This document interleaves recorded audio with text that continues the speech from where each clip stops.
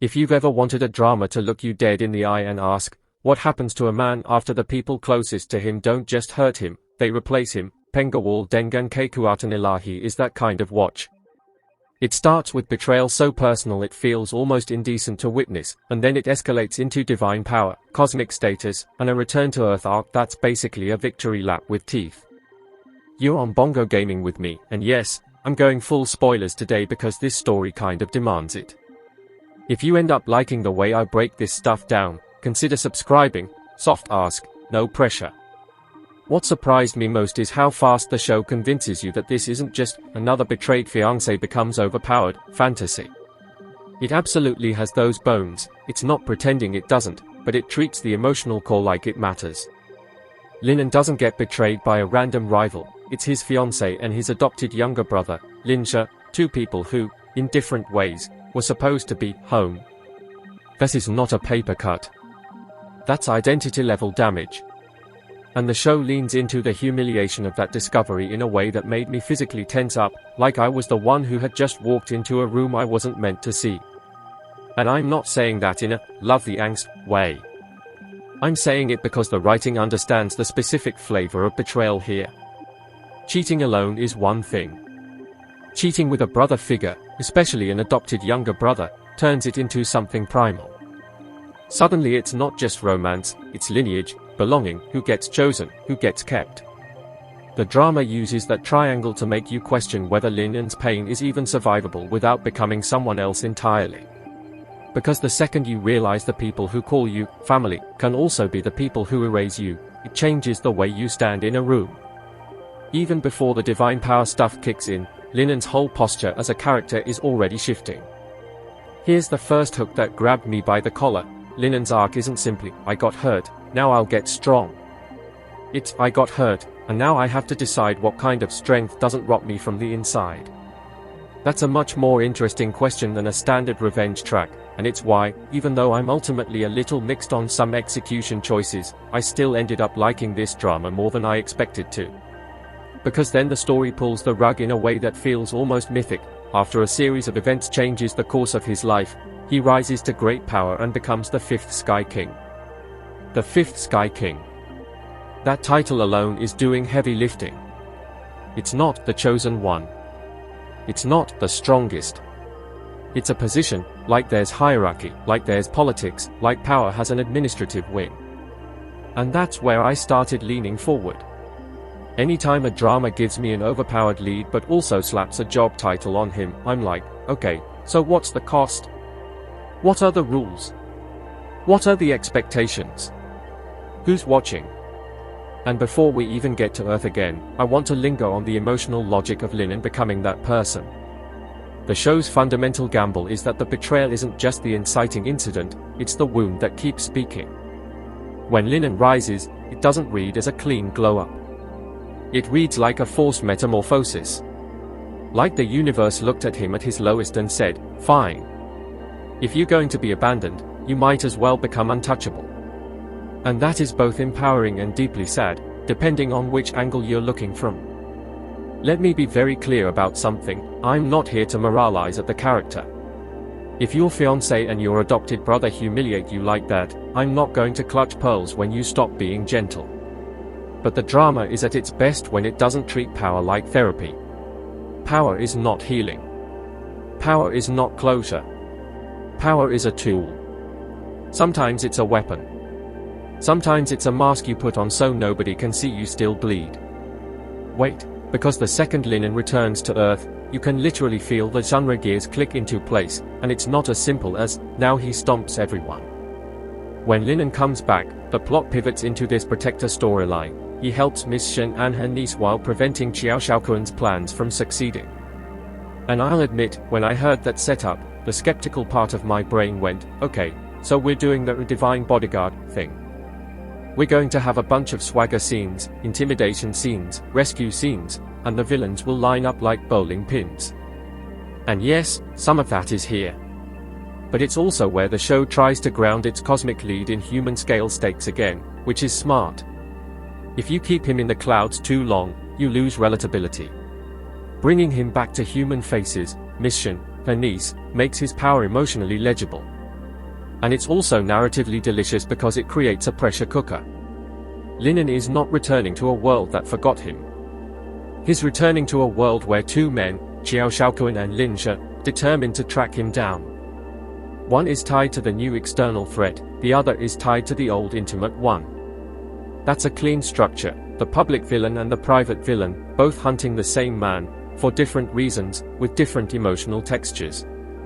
It keeps the story from becoming one note. Now, I don't have the cast list in front of me and I'm not going to pretend I do, but I can talk about performance choices in a way that matters. The actor playing Linen has to sell multiple selves. Early Linen, who's still trying to be a good partner, a good brother, a good man, is not the same body language as Fifth Sky King Linen. And the show hinges on whether you believe that transformation without it feeling like a personality transplant. The performance, when it works, is in the micro-decisions, the pause before he answers someone, the way his gaze lands slightly above people rather than directly at them, like he's already seen the outcome and he's choosing how much to reveal. That said, I'm going to give a respectful contrarian take here, because I know a lot of viewers come to titles like this for the Cold King fantasy. I actually think the drama is stronger in the moments where Linen doesn't go full ice cold. The most satisfying scenes aren't always the ones where he flexes. They are the ones where you can tell he's choosing restraint, not because he's weak, but because he's terrified of what happens if he stops restraining himself. I know that sounds like I'm trying to make it deeper than it is, but I'm serious. When he's written as purely untouchable, the tension drops. When he's written as powerful but haunted, it hums. And yes, we need to talk about that betrayal discovery, because that's the emotional ignition point for everything else. I'm going to retell it the way it landed for me, not as a checklist of actions, because it's the feeling of it that matters. Linen finds out his fiancée has betrayed his trust with Lin She, and the show frames it with this suffocating intimacy. It's not a dramatic public reveal. It's the kind of moment where the room suddenly feels too small for oxygen. You can almost hear the silence get louder. The air has that stale, metallic quality it gets right before someone says something unforgivable. Linen's whole face goes still, like his brain is trying to protect him by freezing time, and then, a beat later, you see the fracture, not a scream, not a breakdown, but a tiny shift in the eyes that says, "Oh. So that's who you are when I'm not looking." And I'm not exaggerating when I say this, scenes like that are why these dramas work. Not because betrayal is fun, but because it's recognizably human. I've never been betrayed in that exact configuration, but I've had the experience of realizing someone's version of me was smaller than the reality. And that's what it feels like watching Linen. The show taps into that universal panic of, did I imagine the relationship? Did I misread everything?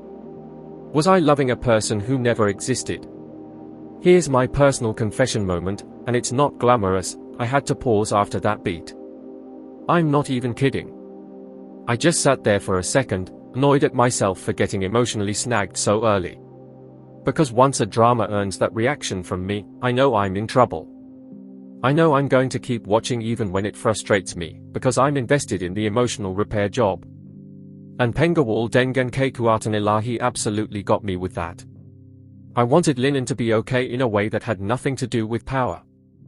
And the show does this interesting thing where it doesn't let you stay in the heartbreak too long before it starts rearranging the chessboard.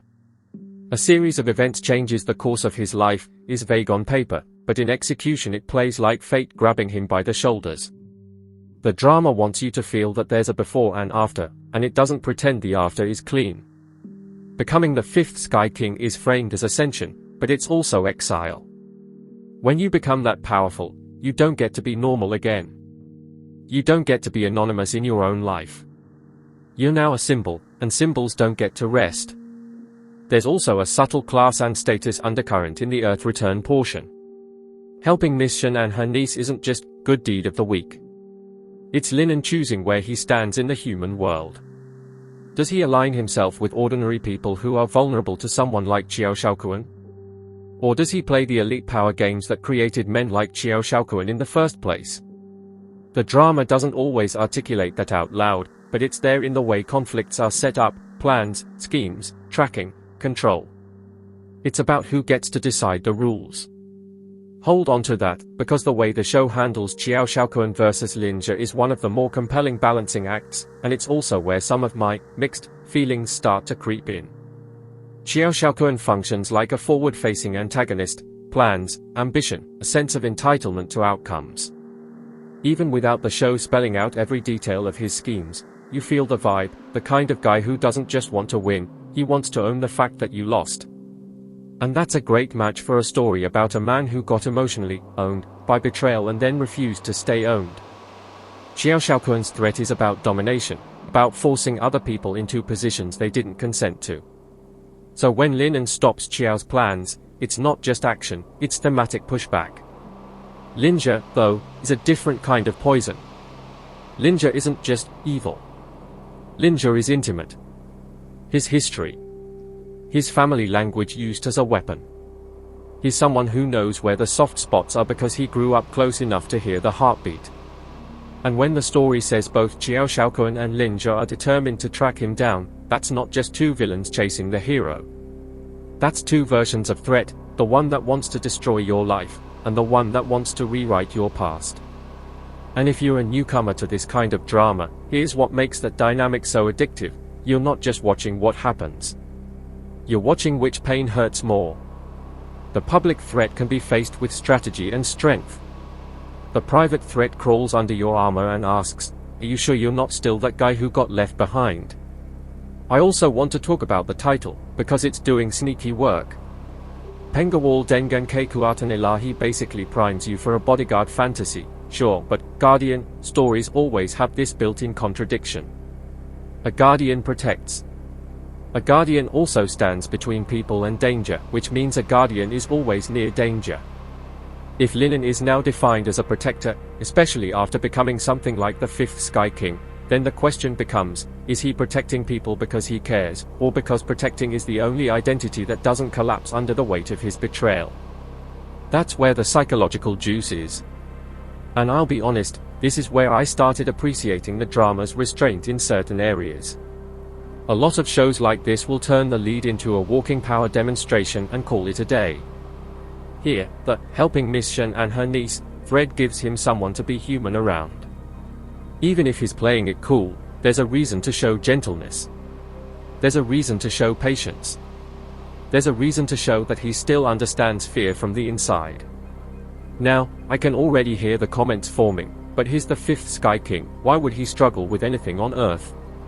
And that's exactly why the hunting angle matters. If Qiao Shaoquan and Lin Jia are both tracking him down, then Earth isn't just easy mode. Earth becomes a stage where Lin's godlike power collides with very human consequences. Because you can be invincible in a fight and still be vulnerable to reputation, to manipulation, to emotional triggers, to collateral damage. The drama leans into that tension. Not perfectly every time, but often enough that it feels intentional.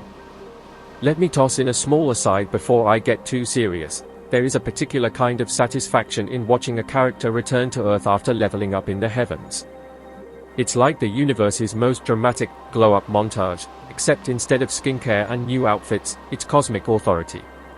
It scratches a very specific itch. I'm not above that. I'm human. But what keeps it from being empty candy is how the show frames the return not as a victory parade, but as a test. Because once you've become the fifth Sky King, you have to decide what that means in a world that once treated you like you were disposable. Does Lin come back seeking apology? Justice? Revenge? Or something harder, like indifference? The drama flirts with all of these, and the best parts are when it allows Lin to be contradictory. He can want peace and still crave payback. He can protect strangers and still fantasize about humiliating the people who humiliated him. That's real.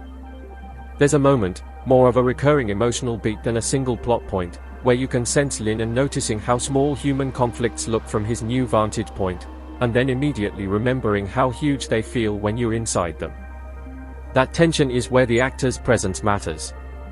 You need someone who can look like they've outgrown the room, while still reacting like the room can hurt them. And when the performance lands, it lands in the breath. The slightly delayed exhale. The way he doesn't blink right away, like blinking would be surrender.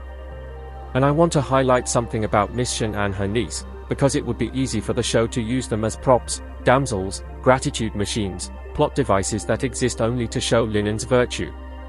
The story, at least in the broad strokes we're given, frames Linen as helping them while also actively preventing Qiao Shaoquan's plans. That means they're connected to the conflict, not separate from it.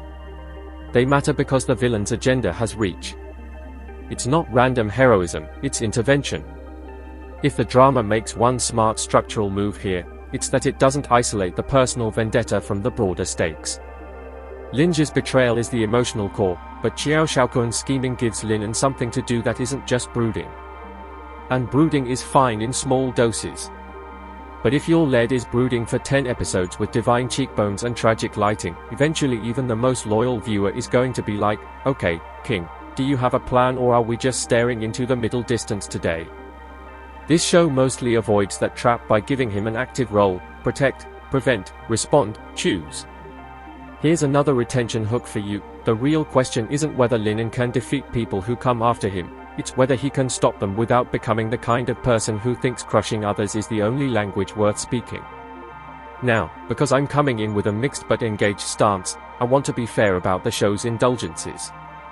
When it leans into power fantasy, it can sometimes flatten the supporting cast into people who don't get it yet.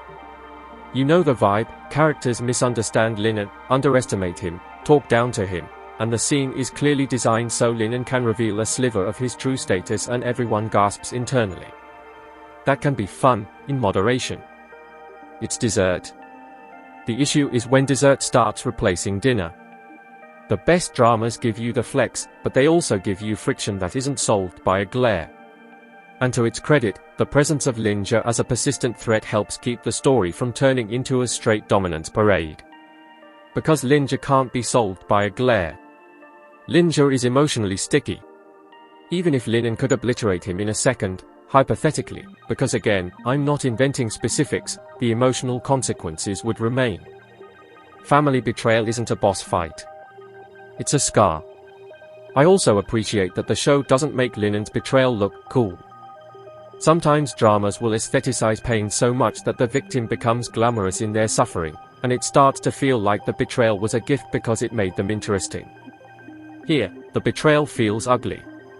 It feels like something that disrupts digestion. And that's important. Linen becoming powerful later doesn't retroactively make what happened to him okay. The show mostly respects that. Let's talk about the idea of Fifth Sky King as a craft choice. That title suggests there are other Sky Kings, other ranks, other authorities, possibly other moral codes. Even if the story doesn't fully explore the cosmic world building in detail, the implication alone adds texture. It means Linen's power didn't come from nowhere. It came from a system. Systems come with politics. Politics come with compromise. So when he returns to Earth, he's not just returning as a guy with power, he's returning as a representative of something bigger. That changes how you read his choices. Every act of protection becomes, in a small way, a policy decision. And that brings me to one of the more interesting thematic undercurrents: morality under surveillance. When you're just a man, you can make messy choices and maybe only a few people judge you. When you're the Fifth Sky King, you're never just making a choice, you're making a statement. The show plays with that pressure, even if it doesn't always call attention to it. Linen is forced to define himself under the weight of expectation, his own expectation, and the imagined expectation of whatever cosmic order he's now part of. There's also a subtle shift in how the drama frames trust. Early on, trust is romantic and familial, and it gets shattered. Later, trust becomes strategic. Who do you reveal yourself to? Who gets access to your true identity? Who do you protect, and do they have the right to know why you can protect them?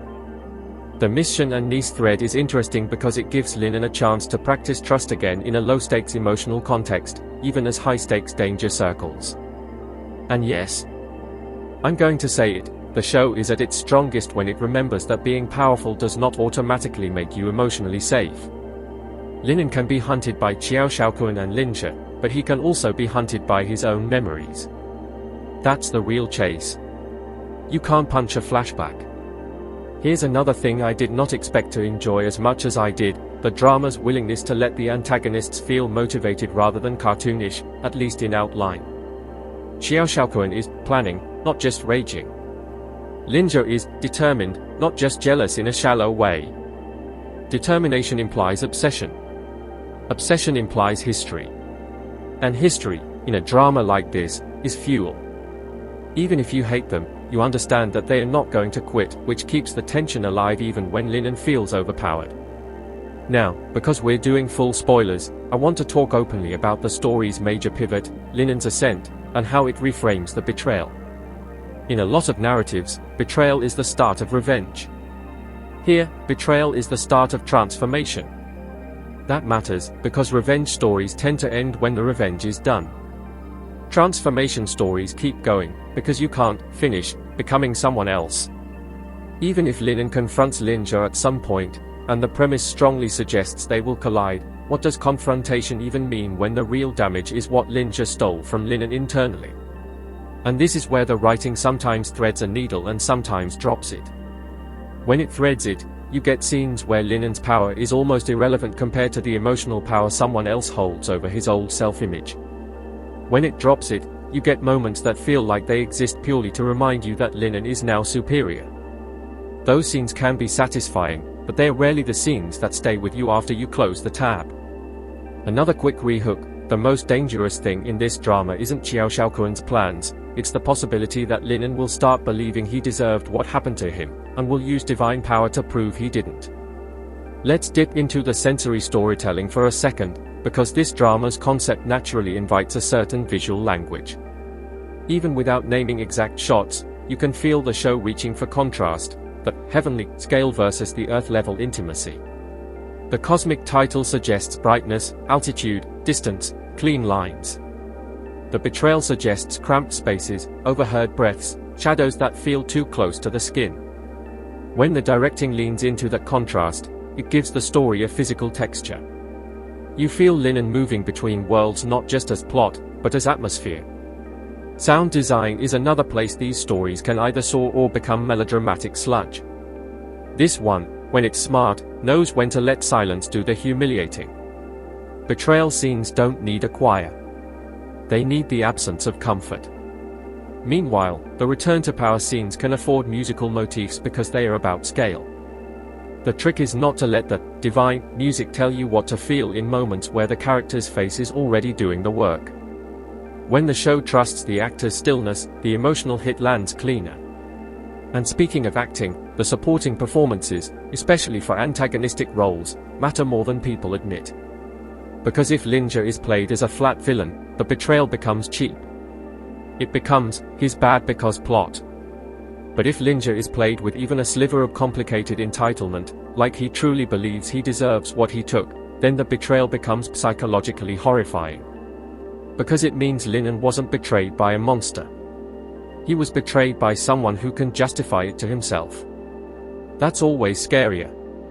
One of the things I found myself thinking about while watching is how adoption complicates brotherhood in drama narratives. An adopted younger brother can be written in two lazy ways, either as the eternally grateful angel, or as the resentful snake. The better writing acknowledges the messy middle. Adoption can carry love and insecurity at the same time, sometimes in the same breath. Now, I can't claim the show fully explores Linja's psychology beyond the betrayal and the determination to track Linen down, because I'm sticking to what we know. But even that setup carries an implication. Linja's pursuit isn't just about romance. It's about status within the family story. It's about who gets to be real. And that's why Linen's eventual rise to fifth Sky King isn't just cool, it's thematically pointed. If Linja wanted to take Linen's place in the intimate realm, Linen takes a place in the cosmic realm. It's a one-up that isn't petty, it's existential. It's the universe saying, you tried to replace him? Fine. He'll become irreplaceable. But here's where I'm going to challenge the easy interpretation. It would be tempting to read that as pure vindication. Linen wins, the betrayers lose, end of story. I don't think that's what makes it compelling. The compelling angle is that Linen's cosmic rise might actually be a symptom of how deeply he was hurt. Becoming untouchable is a trauma response as much as it is a triumph. And if you've ever been the person who decided, fine, I don't need anyone, you know how hollow that victory can feel when the lights go off. I want to talk about the mission and niece angle again, because it's the emotional counterweight. Protecting them is a way for Linen to practice connection without the same risk.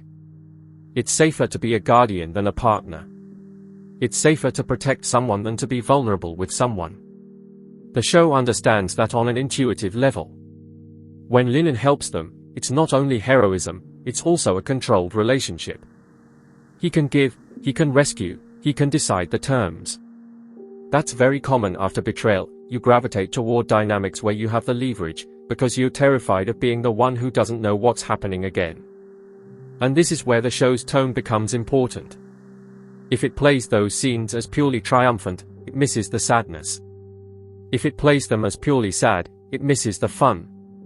The sweet spot is bittersweet competence. Linen is effective, but you can tell he's still rebuilding his emotional center. When the drama hits that tone, I was locked in. Let's be real, though, a lot of viewers will be here for the conflict. So let's talk about the conflict engine the show sets up after the return. You've got Xiao Xiaoquan's plans, which Linen is actively preventing. That suggests a chess match, anticipation, counter moves, maybe bait. Then you've got two trackers, Xiao and Linjia, both determined to find Linen. That creates a sense of encroachment. Even if Linen is powerful, the drama can generate tension by making the threat about exposure rather than defeat. If they track him down, they can disrupt the lives of the people he's protecting. They can force him to reveal himself. They can drag his past into his present. That's the kind of tension I personally prefer. Not, can the hero survive, because obviously the genre leans toward yes, but what will survival cost, and who will pay it? That's where the stakes feel adult. Here's another hook line that kept me watching. Every time Linen does something divine, it risks turning him into a target that's too big for ordinary people around him to survive.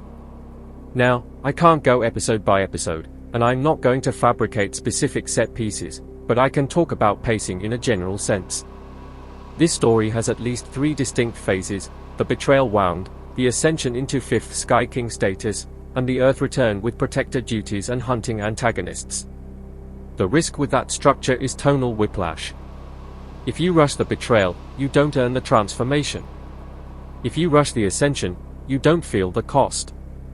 If you rush the Earth return, you don't get to savor the payoff of his back and his different. The drama's effectiveness depends on giving each phase enough breathing room. When it gives the betrayal phase time, the later power feels like a reaction, not a gimmick. When it gives the ascension phase weight, the 5th Sky King title feels like a burden, not just a flex. When it gives the Earth return phase texture, Mission and her niece feel like real stakes, not just charity props. That's the balancing act. And while I have critiques, I'll say this: I rarely felt bored, which is a bigger compliment than it sounds, because a lot of rise to power dramas confuse motion with momentum. This one usually has momentum. Let's talk about the villain energy, because Xiao Xiaoquan and Linjia are very different flavors, and the show needs both.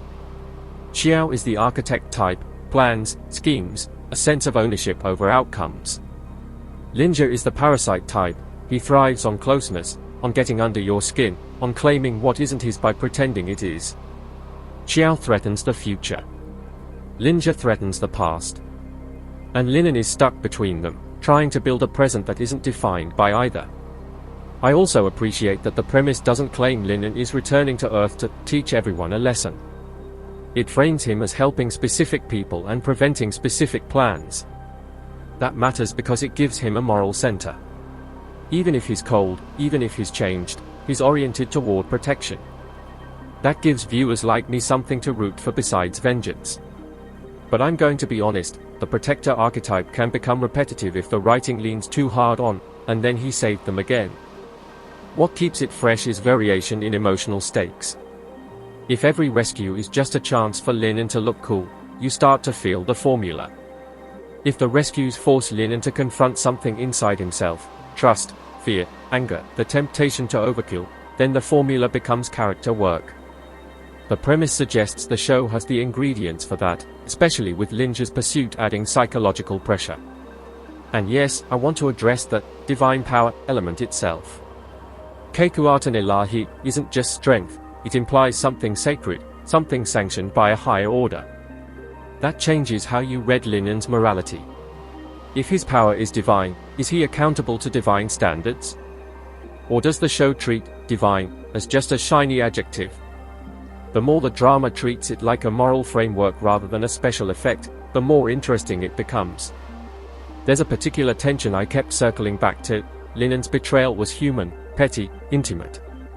His ascension is cosmic. How do you keep the human wound relevant when the character becomes myth-scale? The answer, in my opinion, is you don't let the wound disappear. You let it evolve. The show's hunting setup helps because it externalizes the wound. Linja is literally still coming. The past isn't finished with him. And Xiao Shaoquan, in a different lane, represents the ongoing reality that powerful men will always try to control the vulnerable, unless someone stops them. Here's a rehook question that the drama quietly asks: when you become powerful enough to stop everything, do you also become responsible for everything? That's the kind of question that can elevate a show like this above pure wish fulfillment. And while I won't pretend Pengawal dengan Kekuatan Ilahi is a philosophical treatise, it does brush up against that territory in a way I found genuinely engaging. Let's zoom back to Linen as a person, because power arcs can sometimes erase personality. The best thing the writing does is preserve his internal logic. He doesn't suddenly become cruel just because he can. He becomes controlled. He becomes careful. He becomes someone who measures the room before he moves. That reads like a man who has learned that safety is not a given. It's built. And it can be destroyed. And I think that's why the mission and niece thread works. It gives him a place to direct care without begging for it. There's something healing, in a cautious way, about helping someone who didn't hurt you. It reminds you that not every hand is a trap. The show uses that dynamic to soften the edges of the power fantasy, to keep Linen from turning into a statue. At the same time, the drama doesn't let him relax completely because Xiao Shaoquan's plans keep the danger active. Preventing his plans from succeeding suggests an ongoing strategic conflict, not a single confrontation. That creates a rhythm: threat, intervention, escalation, pursuit. That rhythm is the heartbeat of the middle portion. Now, I want to be careful here, because I'm not going to invent the exact mechanics of Xiao's plans. But I can talk about how the show frames plans as a type of villainy.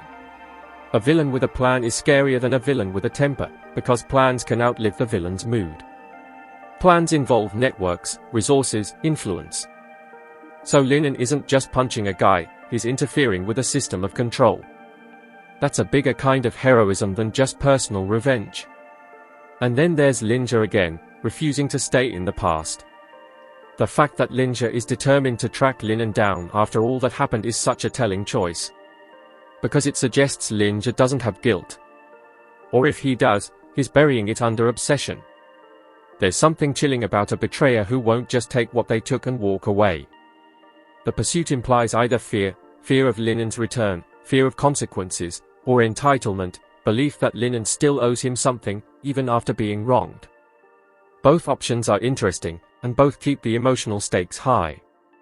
Quick aside, there is nothing more infuriating in fiction than a character who betrays someone and then acts offended when the betrayed person changes. Like, how dare you become different after I shattered your life? Linja chasing Linen has that potential energy, and if the show leans into it, it can be deliciously rage-inducing in the best way. The other reason Linja works as an antagonist is that he forces Linen to confront the idea of brotherhood itself. Adopted siblings can be incredibly close, sometimes closer than biological siblings, because the bond is chosen and maintained. Betrayal in that context doesn't just end a relationship, it corrodes the meaning of the bond. Linen has to decide whether brother is a role Linja forfeited, or a role Linen still feels trapped inside emotionally. That kind of internal conflict is hard to play on camera without melodrama. The actor has to show that the emotion is present without letting it become theatrical. When the show gets it right, it's in the moments where Linen reacts to Linja's existence with a controlled calm that's clearly hiding something volcanic. Not screaming, not collapsing, just a quiet, terrifying restraint. Here's another rehook pivot. The drama's biggest flex isn't the divine power, it's how it makes you nervous about what Linen might do with that power when the wrong person says the wrong thing. Because you know those scenes. The ones where someone underestimates the lead, and you as a viewer are already bracing. Not for the fight, but for the moral line. Is he going to humiliate them? Spare them? Teach them? Ignore them? The tension is in the choice, not the capability. One craft detail I want to praise, in a general sense, is how these kinds of dramas can use contrast in rhythm to sell power. When Linen is still, human scale, scenes can feel busier, more reactive, more conversational, more messy. When he becomes fifth Sky King, the show can slow time around him. It can let him enter a space and have the space respond. That's a directing trick, but it's also an acting challenge. The actor has to look like time slows for him. Not by moving in slow motion, but by being so composed that everyone else looks frantic by comparison. When the drama is clicking, you feel that. You feel the temperature change when Linen arrives in a situation involving Miss Shen and her niece, like the air becomes heavier because something bigger just stepped into it. That's the kind of presence you can't fake. Either the show has it or it doesn't. Now, because I'm speaking to newcomers, I'll say this: you do not need to be an expert in cultivation or celestial hierarchy tropes to follow the emotional thread here. The emotional thread is simple and strong. A man is betrayed by the two closest people in his personal life. He is transformed by events that propel him into immense power and status. He returns to Earth, chooses to protect specific vulnerable people, and becomes a target for both an ambitious schemer and the brother who helped ruin him. That's it. Everything else is flavor. And the flavor, for me, is where the show is either going to charm you or irritate you. If you love stories where power is a form of catharsis, you're going to eat well. If you prefer stories where power creates new problems rather than solving old ones, you're also going to find things to enjoy, because the pursuit aspect, the tracking him down, keeps the sense of danger alive. But if you're allergic to the trope where side characters take too long to realize who the lead really is, you might get impatient in places. I did, at times. Not enough to drop it, but enough that I noticed myself thinking, we get it. He's not who they think he is. Let's move. The show is at its best when it trusts the audience to feel the power without needing every scene to underline it in red ink. And speaking of underlining, the drama's emotional underlining is actually more effective in the betrayal sequences than in the triumph sequences. Betrayal is naturally cinematic because it's about what's unsaid. It's about glances, timing, the way a person avoids eye contact, the way a room suddenly feels hostile. Triumph sequences can become noisy, music swells, dramatic lines, big declarations. The show doesn't always resist that temptation. When it does resist, and lets Linen's calm be the statement, that's when it feels premium. Another rehook, because we're building toward the heart of the conflict. The moment Linja realizes Linen is no longer the man he could steal from is the moment this story stops being about cheating and starts being about consequences. And that's what I want more of in any betrayal to power narrative, consequences that aren't just physical. Emotional consequences. Social consequences. Identity consequences. Linen returning as fifth Sky King is a consequence. It means the betrayal didn't just happen. It created a new being. And now the people who caused it have to live in the world where that being exists. Now, I want to talk about something that might sound small, but it matters: the drama's sense of dignity. Linen is humiliated early. The show risks making him pitiful. But it mostly avoids that by giving him an inner spine even in the lowest moments. He's hurt, but he's not written as a fool. That makes the later rise satisfying rather than compensatory. It feels like a restoration of balance, not a lottery win. However, this is where my mixed feelings peek through. Some power return dramas accidentally make the lead's earlier kindness look like weakness. I don't love that framing in general, because kindness isn't weakness, it's a choice. The more the drama treats old Linen as naive and new Linen as enlightened, the more it flattens the moral complexity. The version I like better, and the version this show sometimes achieves, is that old Linen was brave enough to trust, and new Linen is brave enough to trust again, but differently. That's growth. That's not just armor. And the mission and niece relationship is a testing ground for that. Can Linen trust himself to care again? Can he care without controlling? Can he protect without using people as proof that he's still good? Those are interesting questions. The premise suggests those dynamics are in play, because a guardian story always brushes against control. Guardianship is protective, yes, but it can also be possessive if the guardian starts believing only they know best. Xiao Shaoquan's presence forces that tension outward. If Xiao is actively planning and Linen is actively preventing, Linen could start justifying extreme measures as necessary. That's where divine power becomes morally complicated. If you can end a problem instantly, do you have the right to? Or do you owe the world restraint? The show has room to explore that, and it does gesture toward it through the ongoing threat rather than a single clean victory. Here's a small character dynamic note that I found compelling. Linen helping Miss Shen and her niece creates a triangle of vulnerability. They are vulnerable because of Qiao's plans. Linen is vulnerable because of Lin's pursuit and his own past. And the relationship between them becomes a place where vulnerability is negotiated. That's more interesting than a simple, he saves them and they admire him, loop. And because we're in full spoilers mode, I want to circle back to the Ascension again and talk about why 5th Sky King is such a smartly chosen rank. If he were the Supreme Sky King, the story would risk becoming static. Supreme implies final. 5th implies there are levels above, equals beside, a structure that can be challenged. Even if we don't see those other levels on screen in detail, the implication alone adds tension. Linen's power has a ceiling, or at least a context. That means when he returns to Earth, he may be strong, but he's not outside all rules everywhere. That's important for long-term storytelling. And it also makes the title feel earned rather than arbitrary. 5th sounds like it came from a process. Like there were trials, or recognition, or battles, or sacrifices. Again, I'm not inventing specifics, I'm talking about the implication of the language. Titles shape perception. The show chose a title that feels like a position in an order, not just a nickname. Another rehook line before we push deeper into the Earth return dynamics: the longer Linen stays on Earth as a protector, the more you realize the real war isn't against Xiao Shaoquan, it's against the version of Linen that would rather feel nothing than risk betrayal again. That's the emotional engine that kept me watching through the parts that were more trope forward. Because I'm not just watching for who wins a confrontation. I'm watching to see whether Linen can be powerful and still human.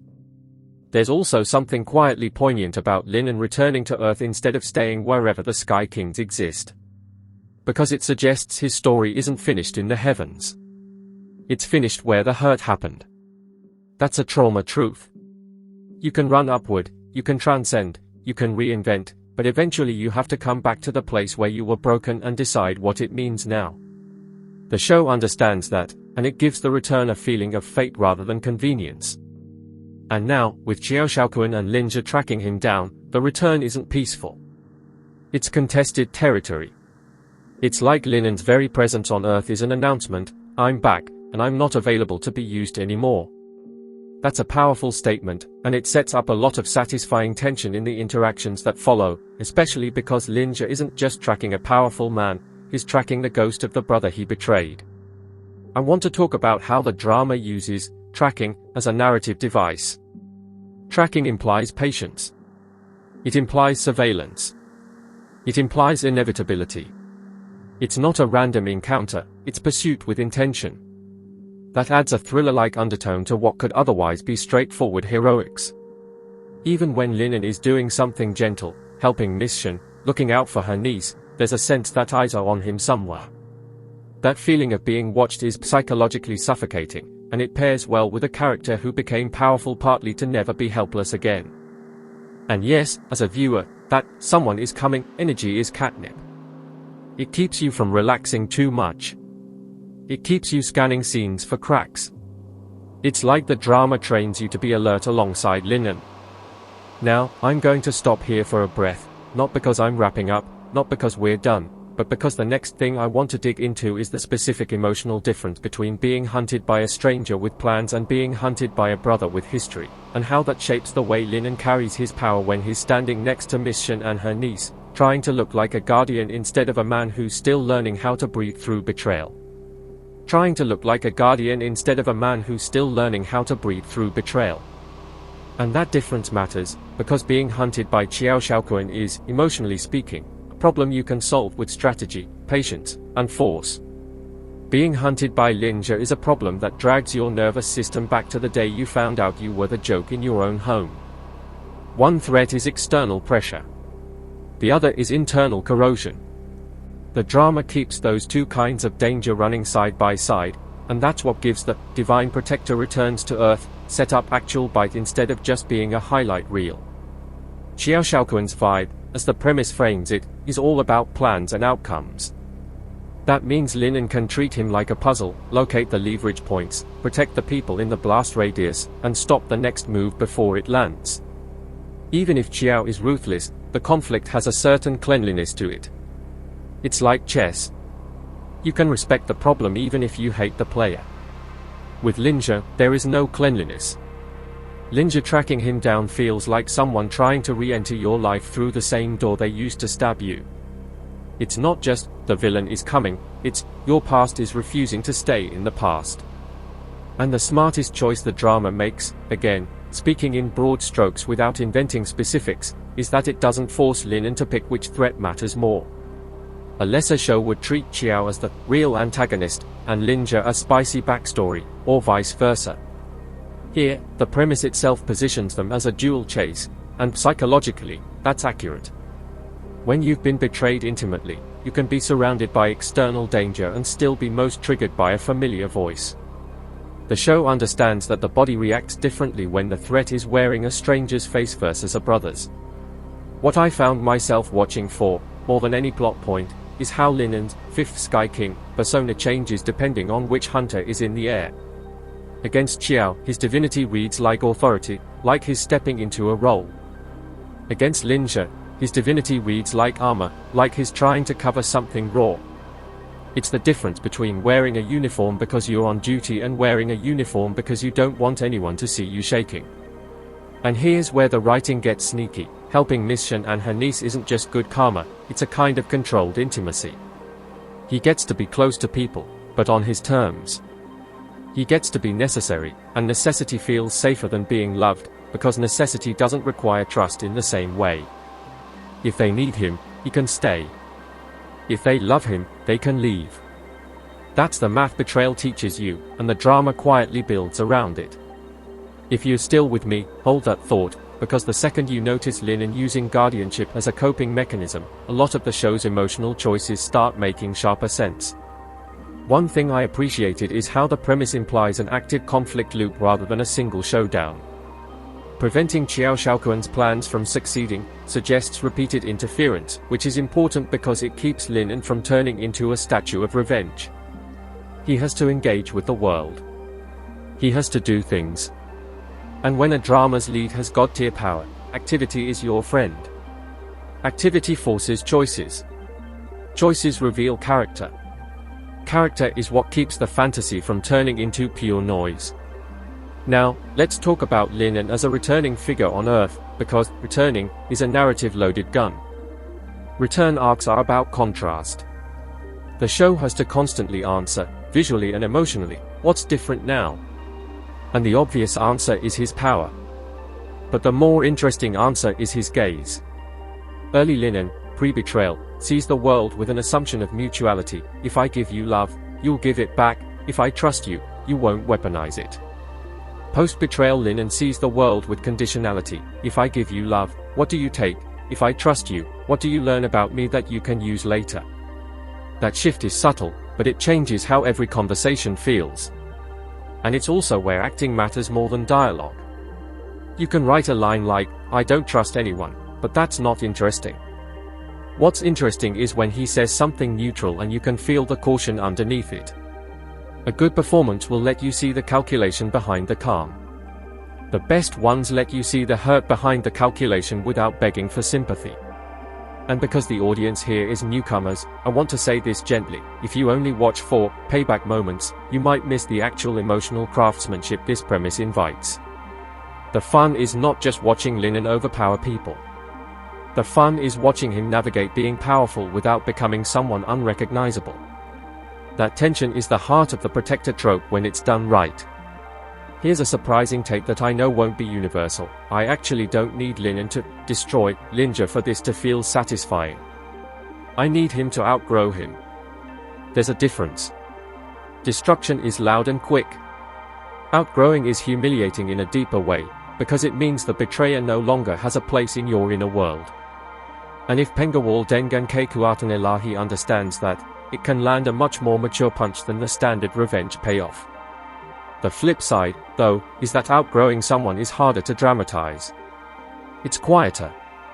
It's less memeable. It requires patience and performance nuance. And this is where my mixed feelings sometimes come in. The genre pressure often pushes shows toward big visible victories. The premise suggests this drama is juggling that impulse with something more introspective, and that juggling act can get wobbly depending on how heavy the plans and tracking plot becomes. You can feel this tension in how the show positions Linen's divinity. Is his divine power an emotional metaphor, or just a plot device? The story is most compelling when it's both. When divine power is a metaphor, it represents distance, self-protection, a new identity. When divine power is a plot device, it's a tool for stopping Xiao Shaoquan. The show needs to keep those two functions braided, because if it becomes only metaphor, the external plot loses momentum, and if it becomes only plot device, the emotional story becomes decorative. And if you think I'm overthinking a drama with a title like this, trust me, I'm aware of the irony.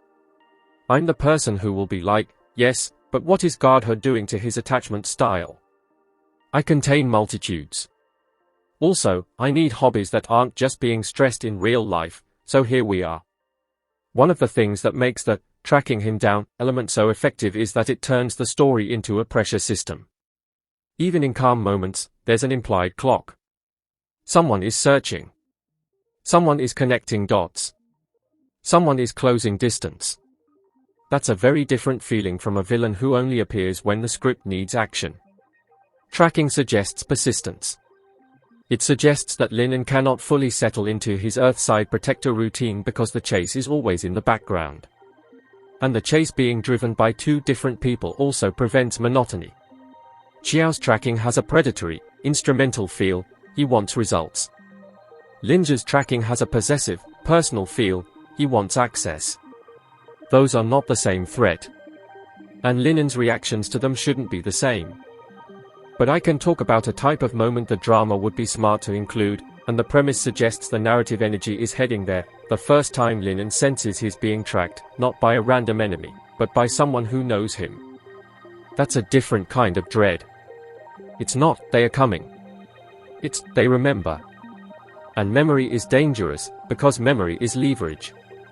Linja has leverage not because he's stronger, but because he knows the old Linen, the soft parts, the habits, the tells. Which brings me to performance again. The actor playing Linen has to show that his body has changed, not just his power. Trauma changes your reflexes. It changes how you scan a space. It changes how you react to footsteps behind you. The show can communicate that through tiny physical beats, a brief stiffening, a pause before turning around, the way his shoulders settle only after confirming there's no immediate threat. Those are the details that make a divine king feel like a man. And let's be real, that's also where the show can accidentally slip into melodrama. If every moment is intense, nothing is. If every glance is loaded, you start to feel like you're watching a perfume commercial of suffering. The key is modulation. Calm scenes should feel calm, but with a faint hum of danger. Intense scenes should spike, but then release. The premise's chase structure naturally supports that kind of modulation if the editing rhythm is smart. Another thing I liked is the implied moral clarity of Linen's goal on Earth. He's not just back to show them. He's back to help Miss Shen and her niece and stop Xiao's plans. That is outward-facing heroism. And for a protagonist who was betrayed, outward-facing heroism is a statement: I will not let my pain make me small. I will not let my pain make me cruel. I will not let my pain be the only thing I am. And before anyone misreads me, yes, revenge can be satisfying. I'm not anti-revenge in fiction. I just think the deepest satisfaction comes when a character doesn't let revenge become their personality. If Linen can stand in his power and still choose protection, then the drama is offering more than catharsis. It's offering resilience. Here's a rehook that I promise pays off emotionally if you watch with this lens. The most important battle in this drama isn't Linen versus Xiao Xiaoquan or Linen versus Linjia, it's Linen versus the temptation to stop caring because caring once got him destroyed. Now, I want to talk about the emotional satisfaction of return stories, because the premise is built on it and the audience is absolutely here for it. The return is where your earlier investment pays off. You watched him get betrayed. You watched life change course. You watched him ascend. Now you get to watch the world that hurt him face the consequences of who he became. But the best versions of this trope don't just humiliate the betrayers. They also ask, what does it cost the protagonist to come back? Returning is not free. Returning means reopening doors you slammed shut for survival. Returning means seeing places where you were once small. Returning means risking being seen again, and being seen is dangerous when you've learned you can be misread. So while the premise promises external payback energy, the deeper story is internal risk. Linen is risking his new self by stepping back into the old world. That's brave. That's also terrifying. And speaking of brave, I want to give credit to how the premise frames Linen's response as outwardly moral. He helps people. That is the best form of revenge, honestly, not hurting the people who hurt you, but refusing to become a person you hate. Again, not saying he won't confront them, just saying the anchor is protection. Now, for a second, let me indulge a lightly humorous aside. If I became the fifth Sky King after a betrayal like that, I'd like to say I'd be noble and composed too, but realistically I'd probably be doing the most dramatic slow walks imaginable. Like, I would be late to every scene just to maximize my entrance. Linen has more restraint than I do, clearly. Or at least he has better writers. But jokes aside, restraint is the key word. Restraint creates tension. Tension creates story. If Linen just annihilates every problem immediately, there's no drama. So the show has to repeatedly justify why he doesn't. Protecting Mission and her niece is one justification. Being tracked is another. Avoiding collateral damage is another. Emotional self-control is another. Those constraints make him compelling. Here's another rehook. The first time Linen chooses mercy when you expected vengeance is when you realize the drama might actually be more emotionally ambitious than its premise suggests.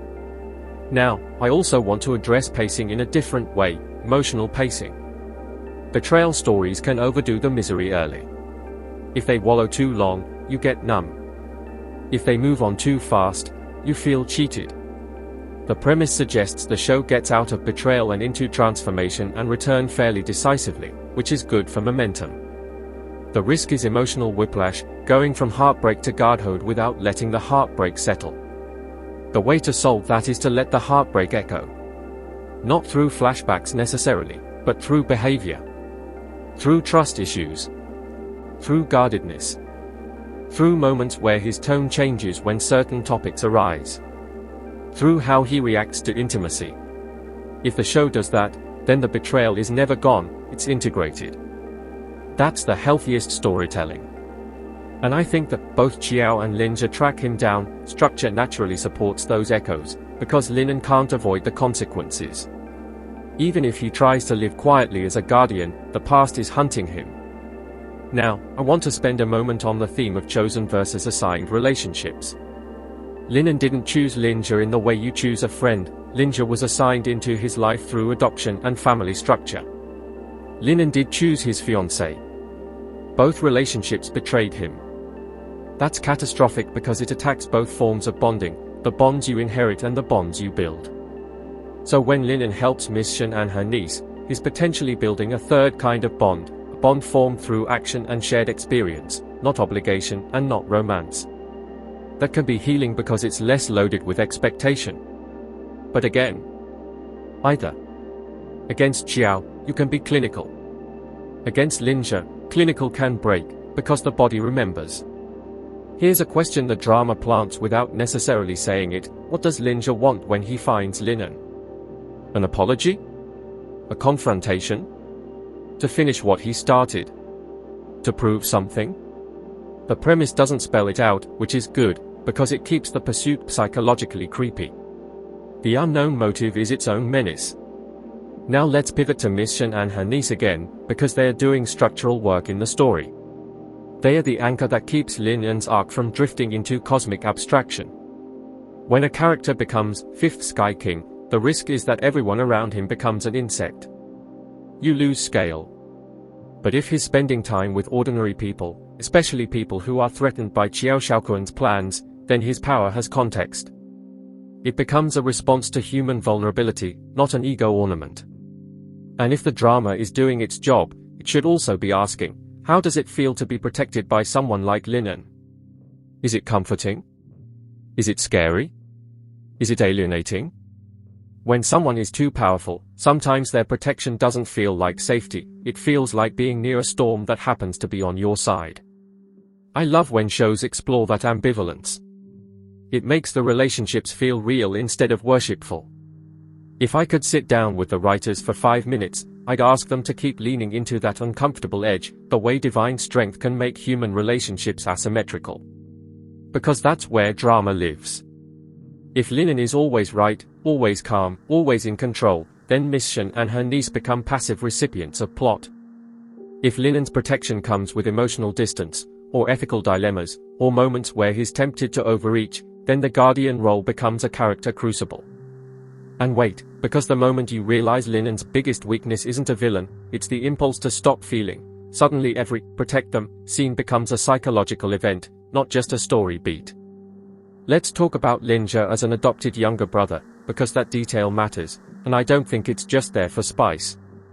Adoption in family narratives can carry an undercurrent of insecurity and proving yourself energy, and betrayal can become a twisted way of winning, belonging. Again, I'm not inventing Linja's inner monologue. I'm saying the setup itself naturally invites that interpretation, and it adds complexity to an antagonist who could otherwise be written as a mustache-twirling traitor. But I also want to be firm about something: complexity is not absolution. You can understand the emotional ecosystem that produces betrayal and still hold the betrayer accountable. The drama's job is not to excuse Linja, it's to make him feel like a person, which is actually more condemning when you think about it. Monsters are easy to hate. People are harder, because you can see the choices. And for Linen, Linja being family makes the betrayal's aftermath uniquely isolating. Because who does he talk to about it? If the wound is inside the home is no longer where you go to heal. That's why I keep coming back to how guardianship becomes a coping strategy. Linen can't be belonging anymore, so he becomes useful. It's safer. On a craft level, this is where the show can use framing and blocking to tell the story without dialogue. You can put Linen slightly apart from others in a room, not because he's arrogant, but because he's removed. You can shoot him through door frames or reflective surfaces, suggesting he's watching his life rather than living it. You can let Mission and her niece occupy the warm center of a shot while Linen stands at the edge, literally guarding the frame. When directors think like that, the protector trope stops being a trope and becomes visual storytelling. And music can do similar work. You can give Linen a motif that's not triumphant but restrained, something with a held note, something that feels like containment.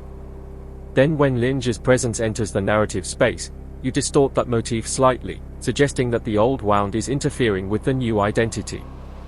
I'm not claiming the drama does this flawlessly, but the premise is rich enough that even occasional touches like that can elevate it. I also want to talk about the name, Fifth Sky King, one more time, because it keeps resonating. Being king implies rule. Rule implies responsibility. If Linen is now a ruler in some sense, even if that's mostly symbolic, then his behavior on Earth isn't just personal preference, it's governance. That's heavy. And what I like is that the story doesn't position him as returning to Earth to be worshipped, it positions him as returning to intervene, to stop plans, to protect. That suggests a moral compass that survived betrayal, which is honestly the most impressive kind of strength. Here's a line I kept thinking while watching: it's easier to become powerful than it is to remain kind. The show seems aware of that, and it toys with that tension rather than pretending power automatically equals righteousness. Now, because we're in full spoiler mode, let's be blunt, the betrayal is the reason any of this works. If you remove that betrayal, Linen becomes a strong guy with a title. With it, he becomes a man whose strength is shaped by a specific trauma. And that specificity is why, even when the show leans into familiar genre beats, I stayed emotionally present. There's also a fascinating mirror between Xiao Xiaoquan and Lin Jie in terms of agency. Xiao tries to shape the world with plans. Lin Jie tries to shape Linen with emotional violation. Both are about control. Both are about deciding what someone else's life will be. So Linen's resistance to them isn't just self-defense, it's an assertion of autonomy. It's the story of someone reclaiming authorship over his own identity. And the more you think about it, the more the title starts to feel like a question: what does it mean to be a guardian when you yourself weren't guarded? Linen was not protected from betrayal. He was not protected from humiliation. Now he becomes the protector.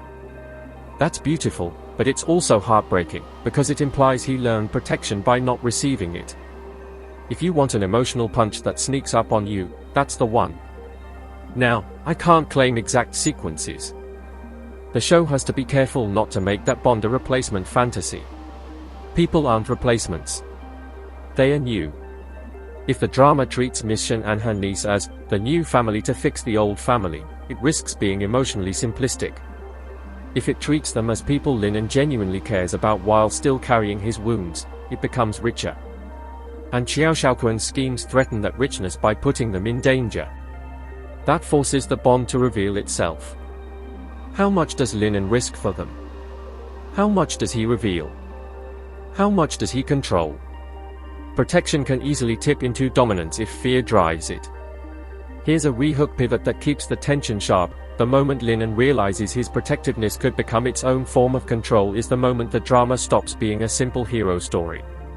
Now, I'm going to talk about something that's easy to overlook. The phrase, preventing Xiao Xiaoquan's plans from succeeding, implies proactive intelligence. Linen isn't just reacting. He's anticipating. He's reading the board. That's important because it differentiates him from a standard bodyguard who's only good in a fight. A divine king should be strategic. He should be able to see patterns. And if the show allows Linen to be strategic, it makes him feel like he earned the title beyond raw power. It also creates a satisfying kind of competence porn. Watching someone competent dismantle a scheme is deeply satisfying because it restores a sense of order. Betrayal is chaos. Schemes are controlled chaos. Prevention is reordering. It scratches that psychological itch of wanting the world to make sense again. Now, where the drama can still surprise you is in how it frames sense. Linen might see patterns, but he might misread people because his trust is damaged. That's a believable flaw. He can be brilliant about Xiao's plans and still be emotionally blind in a certain way, either too suspicious or not suspicious enough of certain kinds of kindness. That keeps him from being a perfect machine. And the villains, if written well, adapt. Xiao should adjust his plans when they fail. Lin Jie should adjust his approach when Linen doesn't respond the way he used to. That's the fun of ongoing antagonists, they evolve. They learn. They become more dangerous not by being stronger, but by being more precise. And yes, as viewers, we love that. We love when villains stop being static punching bags and start being actual threats.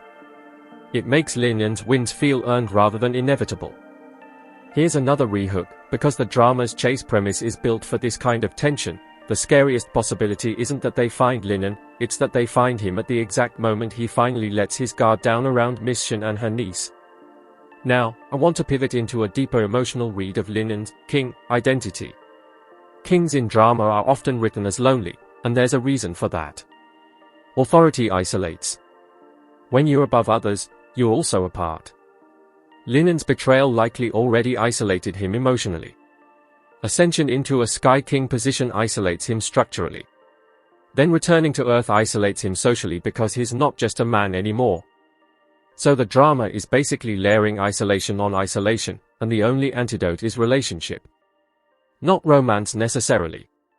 Relationship of any kind, trust, companionship, mentorship, chosen family.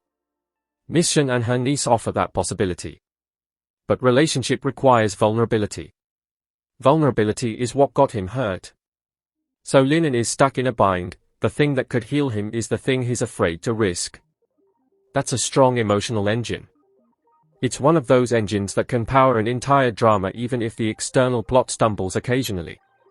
And I'll say something else, the fact that Linen is helping a woman and her niece rather than, say, building a new faction or seeking a throne on Earth suggests a deliberate tonal choice. The show isn't trying to make him a conqueror. It's trying to make him a protector. That matters. It tells you what kind of protagonist he is meant to be. But it also creates a moral question. What does a protector owe the world? If Linen can stop Qiao Shaoquan, does he have a responsibility to stop other Qiao Shaoquans? Does his duty end with the people he happens to meet? Or is the drama intentionally keeping it personal to avoid turning into a superhero narrative? I don't need a definitive answer. I just like that the premise invites the question. It makes the story feel like it exists in a moral universe, not just a spectacle universe. Here's a rehook that's more philosophical. If Linen can be a king in the sky, what does it mean for him to choose being a guardian on the ground? Now, I want to give some gentle advice to newcomers who might be watching this drama for the first time and feeling overwhelmed by the cosmic stuff. Focus on the relationships, not the ranks. The ranks are flavor. The relationships are substance. Linen versus Linja is about betrayal and identity. Linen versus Qiao is about power and protection. Linen with Mission and her niece is about rebuilding trust. If you keep those three lanes in your head, the story stays emotionally coherent even if you don't care about every mythic title.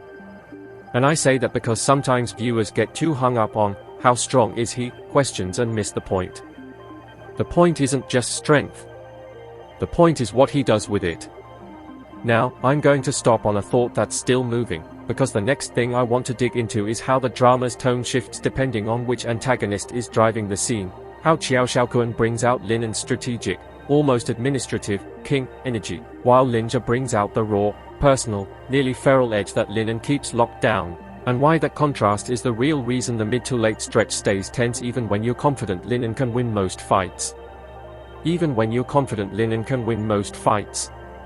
Because the show's tension isn't primarily, can he overpower them, it's, which version of him do they bring out, and that's a much more interesting lever to pull. Qiao Shaoquan's presence tends to pull Linen upward into that fifth Sky King register where he feels like a decision maker, like someone who's used to weighing outcomes. Linja pulls him downward into the old hurt where decisions get muddy, where impulse starts whispering. Where the body remembers how it felt to be laughed at by your own life. The drama's tone changes depending on which gravity is stronger in a scene, and once you start noticing that, the experience becomes less about plot points and more about emotional weather. When Qiao Shaoquan is the engine, the show feels like a chess thriller wearing fantasy clothing. Linen becomes quiet in a way that reads like analysis, not avoidance. You can almost see him mapping contingencies. That's where the directing and editing can afford to be clean, steadier camera, longer takes, fewer frantic cuts, because the character is operating from a place of control. It's also where the dialogue, even if it's not poetry, can land with satisfying bluntness, because it's about intent. Plans versus prevention is a straight line. And that straight line makes Linen feel like he belongs in the title, Sky King, not just as power, but as presence. When Linja is the engine, the show's temperature rises. Suddenly it's not a chess match, it's a bruise getting poked. Linen's calm becomes suspect. Is it composure, or is it suppression? Is it strength, or is it dissociation? And here's where the drama can get genuinely uncomfortable in a good way, because betrayal stories are supposed to be uncomfortable. Linja's pursuit isn't just a threat, it's a violation that continues. The tracking itself is a continuation of the betrayal, an insistence that boundaries don't matter, that Linen's pain is negotiable, that Linen's life is still accessible. If you've ever had someone wrong you and then act entitled to your time afterward, you know the exact flavor of rage that creates. It's not just anger. It's this hot disbelief. Like, how are you not embarrassed? How are you not ashamed? And if the show knows how to bottle that and pour it into Linen's performance without turning it into melodrama, it becomes electric. Here's the thing that kept me hooked in the later stretch: I wasn't waiting for Linen to show his power. I was waiting for him to show his boundary. Because boundaries are the real flex after betrayal. Anyone can get angry. Anyone can fantasize about revenge. The hard part is deciding what you will and will not do, even when the person in front of you deserves your worst. And the premise sets up a perfect storm for that, because Linen isn't just a guy who can get in a fight, he's someone with divine strength. If he loses control, the consequences aren't a broken glass on the floor, they are potentially catastrophic. So every time Linja gets closer, you're watching Linen manage a weapon that is also his identity. Now, let's talk about what the show is implicitly saying about power and morality, because divine power is a loaded phrase. Divine implies legitimacy. It implies sanction. It implies that the universe, in some sense, endorsed Linen. And that's fascinating because his origin point is so ugly and human. Betrayal is not divine. Betrayal is petty, lusty, selfish, cowardly. So the show takes someone who was treated as disposable in a very mundane way and then hands him cosmic legitimacy. That's a kind of wish fulfillment, sure, but it's also a moral provocation. If the universe gives power to the betrayed, what does it expect them to do with it? And I'll be honest, that question is why I can't completely dismiss even the tropey moments. Because underneath the shiny rank and the chase mechanics, there's an argument brewing, that power doesn't make you better, it reveals you. If Linen is good, power amplifies his goodness. If Linen is bitter, power amplifies his bitterness. If Linen is conflicted, which is the most human option, power amplifies the conflict. Wait until you realize that the drama keeps putting Linen in situations where protecting and punishing are only one step apart, and the difference is basically emotional self-control. Helping Mission and her niece becomes the cleanest way for the story to test that self-control. Protection is a morally attractive goal. Everybody can agree with it. But protection can also become a justification for excessive force, secrecy, and control. And because Linen has been betrayed, secrecy and control will be tempting. The show's most interesting tension is when you can sense him thinking, if I control everything, nobody can surprise me again. That's trauma logic. It makes sense. It's also dangerous. This is where I'm going to throw another contrarian take into the ring. Sometimes I think audiences misread cold characters as strong when they are actually just shut down. Linen's coldness, when it shows up, doesn't always read like strength to me. Sometimes it reads like a man holding his emotions underwater with both hands, praying they don't come up. And that makes him sympathetic, but it also makes him volatile. The show benefits from treating his coldness as a symptom rather than an aesthetic.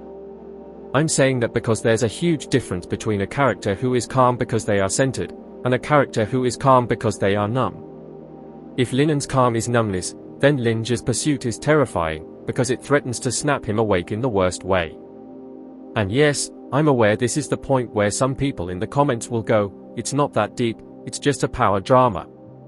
But here's the secret, power dramas are always this deep if the writers accidentally tell the truth. They can dress it up in celestial ranks, but the emotional bones are real. The dynamic with Mission is also important because she's a kind of social mirror.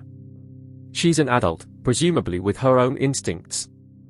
When a show puts a guarded protagonist next to someone older or steadier, it creates opportunities for quiet emotional friction. Not yelling. Not confrontations. Just the subtle pressure of someone who can see you're not okay. Linen can dodge questions. He can perform competence. But it's harder to hide from someone who has lived long enough to recognize pain that pretends it isn't pain. And then there's the niece, again, not turning her into a plot device, but acknowledging what younger dependents do narratively. They demand consistency. You can't be a different person every day if a kid is watching you. Kids notice. They remember. They ask questions with no filter. That can force Linen to either soften or become more rigid. Either option reveals character.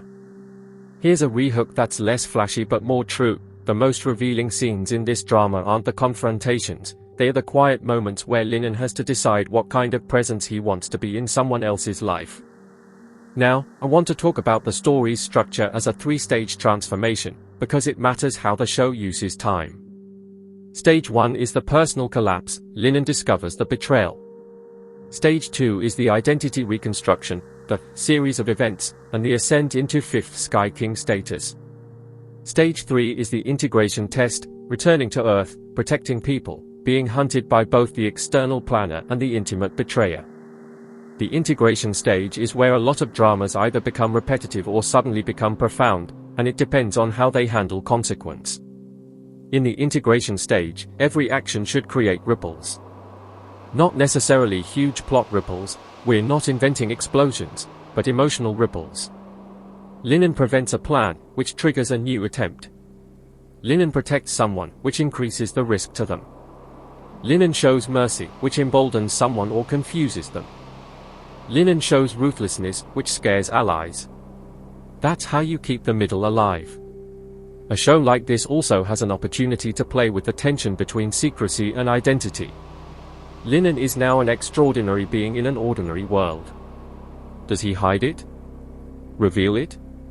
Partially reveal it? Use it? The premise doesn't specify the mechanics, but the mere fact that he's being tracked implies he can't fully hide forever. That creates a slow burn anxiety, not just, will they find him, but what happens to his Earthside relationships when they discover what he is? That's a powerful tension in protector stories.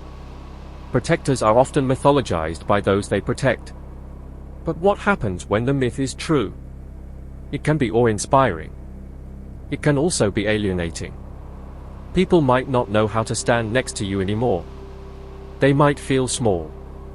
They might feel unsafe, not because you're a threat, but because your existence reminds them the world is bigger and darker than they thought. And this is where cinematography can either help or hurt. If the show constantly frames Linen in hero shots, it risks turning him into a poster rather than a character. But if it frames him in ways that show the distance between him and others, using space, using focus, using reflections, it can communicate the loneliness of being more. The best divine characters are not just powerful, they are isolated by that power. Here's a rehook line that kept me thinking after episodes ended. Being the Fifth Sky King might mean Linen can protect everyone, but it might also mean he can't be held by anyone. Let's get into how the show treats antagonists as thematic mirrors. Xiao Xiaoquan's plans represent a human version of kingdom. He tries to rule outcomes. Linen literally has a king title. So you can read Xiao as a counterfeit king, someone who wants authority without responsibility. Linen, because he's positioned as a protector, is the opposite, authority tethered to duty. That's why their clash is satisfying even if you don't know every detail of Xiao's schemes. It's a clash of philosophies, control for self-gain versus power for protection. Linja, meanwhile, is a mirror of family. Linen once had a brother. Linja betrayed that bond. Linen becomes a guardian to someone else. That suggests Linen is rebuilding the idea of brotherhood and family through action, not blood or legal ties.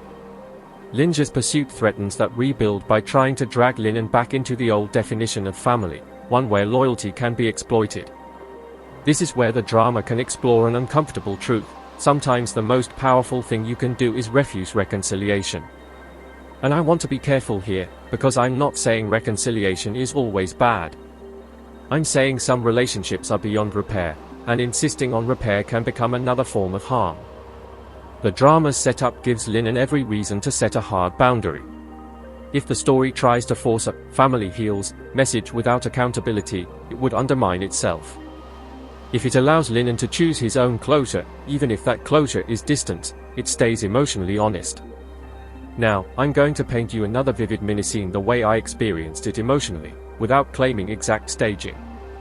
Imagine Linen back on Earth in a relatively ordinary space, nothing celestial, just the kind of place where life happens. There's a faint hum of normalcy, distant traffic, a light flicker, the small sounds of someone moving in another room. Mission and her niece are present, and there's a moment where things almost feel safe. And then Linen's attention shifts. Not dramatically. Not a jump scare. Just a tiny pause, like a predator hearing a twig snap. His eyes stop focusing on what's in front of him and start listening past it. The air in the room changes because he changes. He doesn't say, "We're being followed." He doesn't need to. His whole body becomes a warning. And what hit me in that imagined beat, the kind of beat the premise naturally sets up, is that Linen's safety instincts are no longer about protecting himself. They are about protecting other people from the fallout of his past. That's a heavy burden to carry. He didn't ask for his past to become a threat to strangers. But it has. And now he's responsible, in a way, for the danger that comes with him. That's where a Guardian story can become tragic, if it wants to. Here's a rehook: the drama gets emotionally brutal when you consider that Linen might start believing the kindest thing he can do is keep people at a distance. And that's not a theoretical question. That's an actual dilemma protectors face. If you're a magnet for danger, do you isolate to protect others? Or do you accept connection and manage risk? Neither option is clean. Isolation protects others but kills you slowly. Connection heals you but puts others in harm's way. The show's chase setup forces that dilemma to matter, because Xiao and Linja aren't just threats to Linen, they are threats to anyone near him. Now, I want to talk about the emotional role of prevention as a concept. Preventing someone's plans is psychologically different from defeating them in a fight. Prevention requires anticipation. It requires vigilance. It can make you paranoid. If Linen's job on Earth becomes constant prevention, he's living in a state of readiness. That is a trauma state. So even if Linen looks composed, the life he's living is exhausting. The show can communicate that exhaustion subtly, through stillness, through moments where he seems older than he is, through the way he doesn't fully relax even in quiet scenes. And that's another reason I resist the cold equals strong reading. Cold can be fatigue. Cold can be burnout. Cold can be a man who doesn't know how to be at ease anymore. If the show allows coldness to be led rather than glamorized, it becomes more human. On the flip side, the show also needs to deliver enough payoff to satisfy the power fantasy baseline. People came here for divine strength, as well as betrayal catharsis. So it has to occasionally let Linen's power feel undeniable. The trick is making those moments not just about dominance, but about meaning. The most satisfying power moments are the ones where Linen's strength protects rather than humiliates. Or where it reveals his restraint rather than his cruelty. Because restraint is, in a way, the most divine thing about him. Plenty of humans can be cruel. Not many can be powerful and choose not to be. Here's a rehook that's a bit of a tease: the drama's best power flex isn't when Linen shows how much he can do, it's when he shows how much he refuses to do. Let's talk about betrayal as a theme and how it echoes into everything else. Linen's fiancée betrayed him with Linja. That's not just a personal betrayal, it's a betrayal of story. Engagement is a promise of a future. Adoption is a promise of belonging. Both promises were broken. So Linen's entire arc becomes a search for a new kind of promise, one that isn't dependent on other people keeping their word. Divine power becomes a promise he can keep to himself: I will not be helpless again. Guardianship becomes a promise he can keep to others: I will protect you. Those are promises that don't require trusting a betrayer. That's psychologically coherent. It's also emotionally sad, because it implies he's building a life where the only promises he believes in are the ones he can enforce. That's why the show needs Mission and her niece. They can introduce a different kind of promise, trust that is earned gradually, not declared. If Linen can learn to accept that kind of trust again, the story becomes healing. If he can't, the story becomes tragic. And that's where my own viewing experience got unexpectedly tender. I found myself wanting scenes where Linen doesn't talk about the betrayal at all, but you can see him learning how to exist around people who don't want to use him. There's a quiet kind of romance to that, not romantic romance, but the romance of safety. the romance of being able to sit in a room and not brace. Now, I'm going to offer a critique that comes from love rather than annoyance. The premise has a lot of moving parts, and with moving parts, the risk is that the show might prioritize momentum over digestion. Betrayal, ascension, return, protection, plans, pursuit, those are big beats. If the show keeps sprinting, it can leave emotional moments undercooked. The best version of this story takes time to sit in certain consequences. Not for long, but enough. For example, it matters how Linen relates to the concept of brother after Linja. It matters whether he ever lets himself grieve the relationship, not just rage at it. Grief is the hidden emotion in betrayal arcs, and many dramas skip it because anger is more cinematic. But grief is what makes the story linger in your chest. If the show gives Linen space to grieve, even in small, wordless ways, it becomes richer. And yes, I know I'm asking a lot from a power fantasy-leaning drama. But I'm also praising it because the premise is already closer to those themes than many shows in its lane. Here's a rehook that's also a gut punch. Revenge is loud, but grief is the part of betrayal that follows you into quiet rooms. Now, let's talk about Qiao Shaoquan as a threat to the protector fantasy. A lot of viewers want a villain who can be smashed. But a villain with plans is a villain who can hurt you without standing in front of you. That's why Qiao is useful. He can create situations where Linen's power is not the only thing that matters. He can force Linen into dilemmas, save one person or stop a plan, reveal himself or stay hidden, act now or wait and risk harm. Again, not inventing specific scenarios, just describing the type of tension plans naturally creates. That kind of tension is what stops the show from being a straight line. And it also keeps Linen's intelligence on display. Being the fifth Sky King should mean more than strength, it should mean perspective.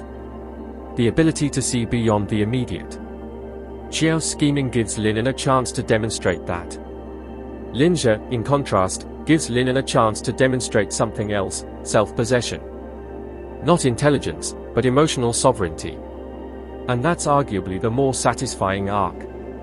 Because the deepest humiliation of betrayal isn't the act itself, it's the feeling that someone else controlled your reality without your consent. When Linen stands firm against Linja's pursuit, he's reclaiming consent.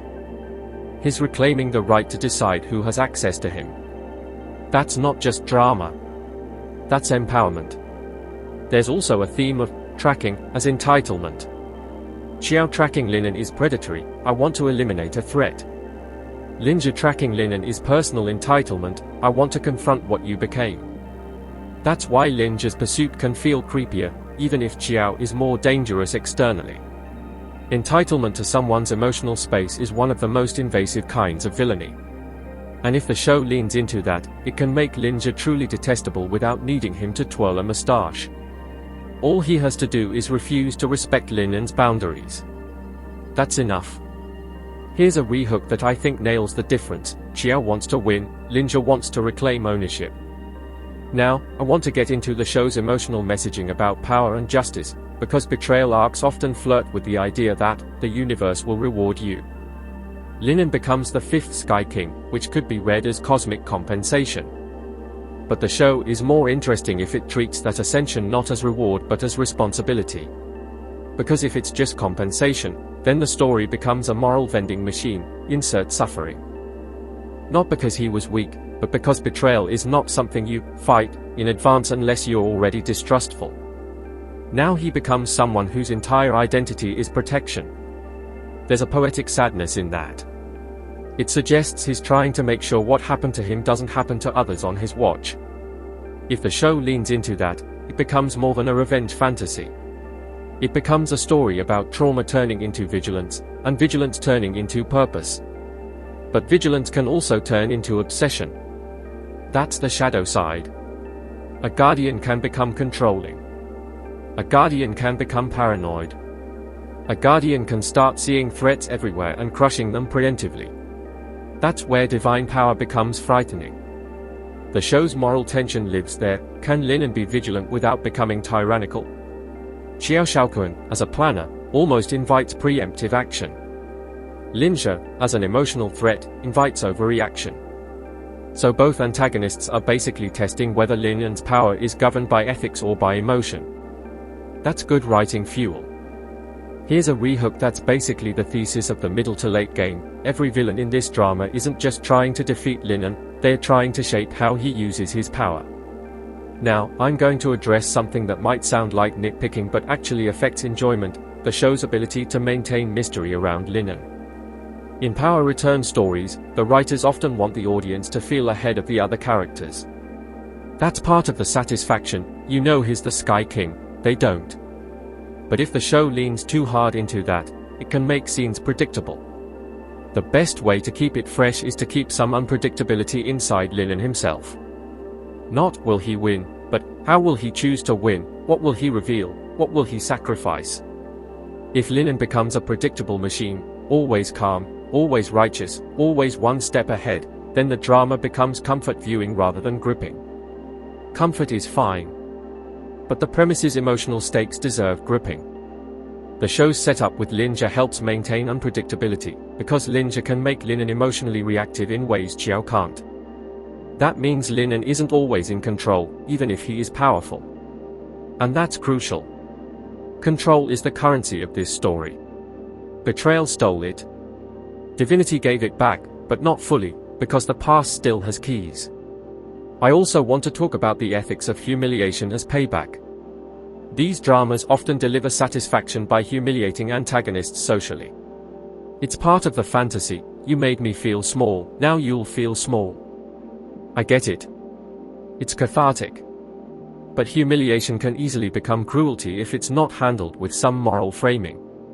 The show's choice to emphasize protection suggests it might avoid going too far into sadism, which I appreciate. I like when a story acknowledges the desire for payback while still guiding the protagonist toward a more dignified form of victory. And yes, I know dignity isn't always what viewers want. Sometimes we want mess. Sometimes we want the villain to be embarrassed in public. I'm not pretending I don't enjoy it when it's earned. I just think the show has a chance to be more resonant if Linen's victory is primarily about reclaiming himself, not punishing them. Here's a rehook that's more emotional than plotty: the biggest revenge Linen can get is living a life Linja can't enter. Now, I'm aware that the premise doesn't tell us exactly how the story resolves, and I'm not going to invent an ending. But I can talk about what a satisfying thematic resolution would look like based on the setup. A satisfying resolution would involve Linen confronting both kinds of threat, external plans and internal betrayal, without losing the moral center that makes him worth rooting for. It would involve him establishing boundaries with Linja in a way that feels final, not necessarily violent. And it would involve him dismantling Qiao Shaoquan's schemes in a way that protects Miss Shen and her niece without turning Linen into a blunt instrument. What I personally want, emotionally, is for the show to leave Linen in a place where his power no longer feels like armor he's trapped inside. Where being the fifth Sky King doesn't mean he's doomed to loneliness. Where guardianship isn't just a coping mechanism, but a genuine choice rooted in care rather than fear. That's the healing arc. Whether the drama goes there or chooses a darker tone, the premise gives it the runway to make either feel earned. And I'll add another personal confession: since we're deep in it, I'm a sucker for stories where someone becomes powerful and still chooses tenderness. It hits me because tenderness is harder than dominance. It requires risk. It requires belief in people. After betrayal, believing in people again is the bravest thing you can do. So watching Linen even attempt that, through helping Miss Shen and her niece, scratched that emotional itch for me. Here's a rehook that's also a warning for your heart: if you're watching this expecting pure revenge dopamine, the show might surprise you with how much it wants to talk about healing, even in the middle of chaos. Now, I want to spend a moment on the potential symbolism of Sky versus Earth. Sky is distance, perspective, coldness, clarity. Earth is mess, closeness, warmth, unpredictability. Linen becomes a Sky King, he gains distance and perspective. Then he returns to Earth, he re-enters mess and closeness. That movement is basically the movement of trauma recovery. You dissociate to survive, then you have to come back into your body and your relationships if you want to live. So Linen's arc can be read as a metaphor for dissociation and reintegration. The divine realm is the dissociation, becoming above it all. The return is reintegration, choosing to care again in the messy human world. And the antagonists are the forces that try to keep him stuck. Xiao tries to impose external control, Linja tries to impose internal control by dragging him back into the old story. Linen's victory, in that metaphor, would be maintaining his new self while still being present on Earth. That's a surprisingly rich framework for a drama that, on paper, could have been pure trope. And this is where I'll give the drama a genuine compliment. The premise alone is structured like a psychological journey, not just an action fantasy. Betrayal breaks him. Receive power. That's a comforting fantasy, but it's also shallow. The premise suggests the show does more than that because Linen's power doesn't end the story. He still has to return to Earth. He still has to protect people. He still has to stop plans. He still has to face pursuit. That means power isn't closure. It's the beginning of a new kind of problem. That's a more mature approach. And it also means Linen can't simply move on by ascending. He has to integrate his trauma into his new life. That's why return arcs are satisfying. They force the protagonist to face what elevation can't erase. On a purely entertainment level, the pursuit aspect also keeps a delicious paranoia simmering. Even in scenes where Linen is being kind, you're waiting for someone to spot him, for a plan to unfold, for Linja to step into the frame. That anticipation is part of the fun. It's like the show trains you to scan the edges of scenes for danger, which is a neat way of putting the viewer in Linen's hypervigilant headspace. And that's where I want to give a small shout to sound design again. Tracking stories thrive on sound cues, the wrong footstep rhythm, a phone buzz that interrupts a calm moment, a distant car door, the absence of ambient noise when tension spikes. When a drama uses sound to create unease rather than relying on constant music, it feels more confident. It lets tension breathe.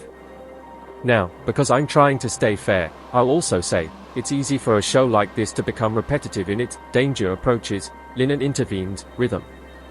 The only antidote is escalation in meaning, not just escalation in threat level. Each intervention needs to cost something emotionally, or reveal something new, or change a relationship dynamic. If it's just, and then he stopped it again, you start to watch on autopilot. The premise gives the show tools to avoid autopilot because Linen is being chased by two people with different emotional stakes. That's built-in variation. The key is whether the show uses that variation intelligently. Here's a rehook that's more of a promise of emotional payoff. The moment Linen has to choose between exposing himself to stop Xiao Xiaoquan and staying hidden to protect Miss Shen and her niece is the kind of dilemma that can make this drama memorable. Let's talk about the performance challenge of playing divine without becoming stiff. A lot of actors, when asked to play a god-tier character, default to stillness and monotone delivery. Stillness can be powerful, but monotone is death. The trick is to have internal movement even when the body is still. The eyes should be alive. The pauses should feel intentional, not empty.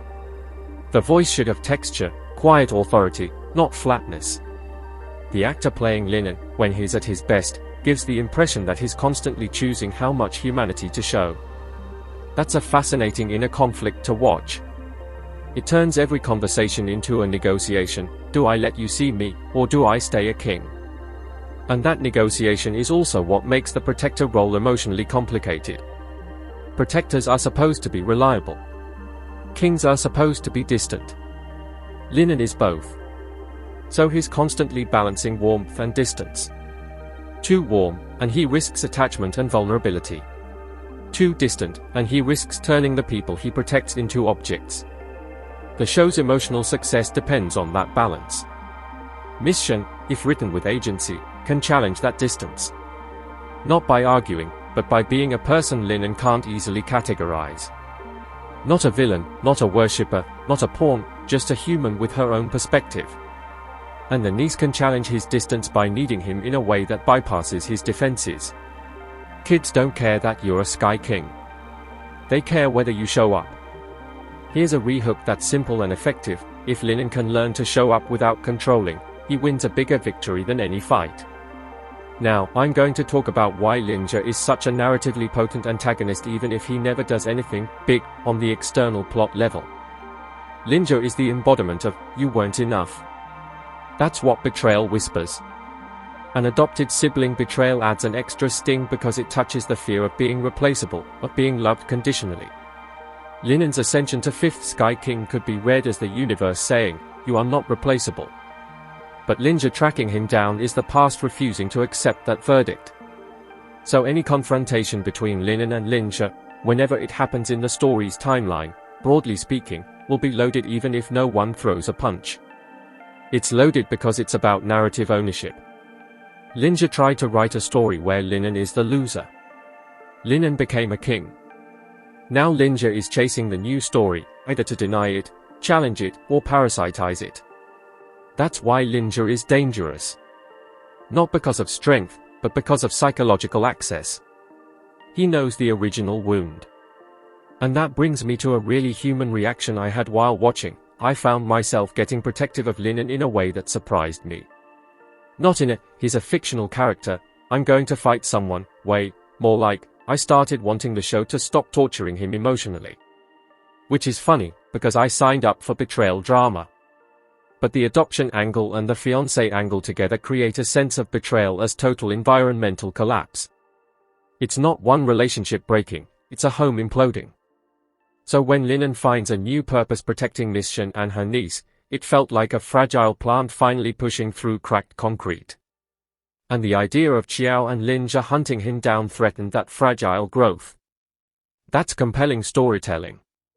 It makes you care about something delicate inside a story that could otherwise just be about dominance. Here's a rehook: the drama works when you stop thinking of Linen as an unstoppable force and start thinking of him as someone protecting a small, hard-won piece of peace. Now, let's talk about the title again, but from an angle I haven't hit yet: Pengawal, Guardian, Bodyguard. Guardians aren't just fighters.